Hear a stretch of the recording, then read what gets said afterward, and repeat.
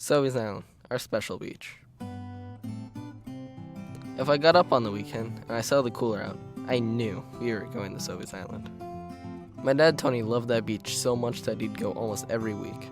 Any time of the year, he didn't care.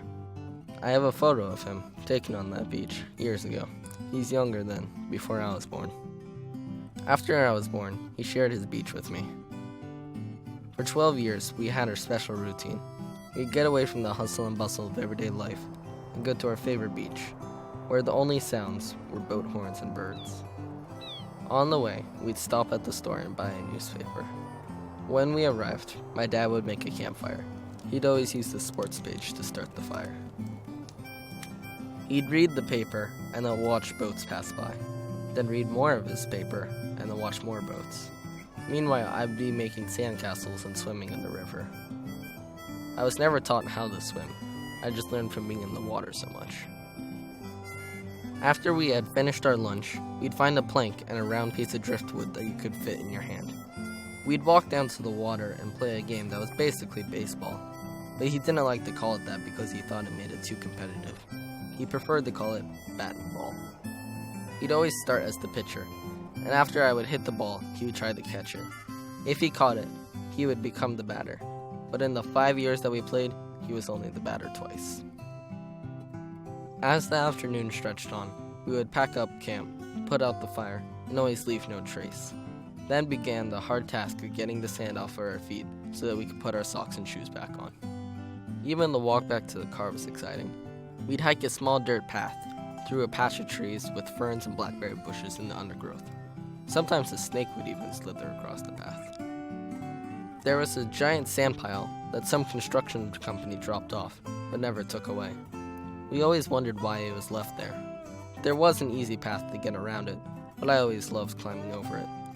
It was about 20 feet high, and running down its slope, I'd get so much sand in my shoes.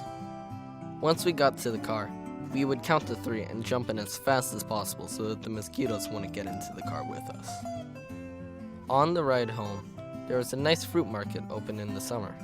We would buy a peach. While I ate my peach, we would walk to the barn next door to watch the farm animals inside. We would return to the car, and I would be so exhausted from the day, I would sleep the entire way home. It seemed like we'd have these days forever.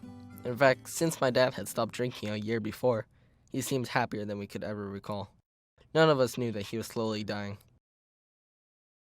I think he must have known he was sick, but I don't think he realized how serious it was. He hated going to the doctor. Looking back on it, I wish he had been more open about his health problem. It was the last day of our family vacation on Orcas Island when we learned how serious it was. In the morning, he started bleeding, first a nosebleed, and then throwing up. We caught the first ferry back. I said goodbye to him as the paramedics loaded him onto a helicopter to Seattle. He died in the hospital that night.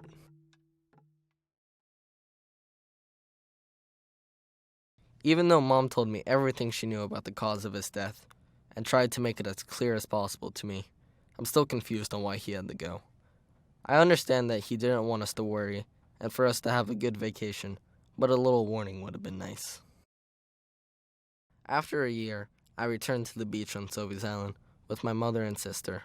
Nothing had seemed to change, but I felt like everything was different. My memory of that visit is black and white. We went to my dad's special spot, and it was untouched.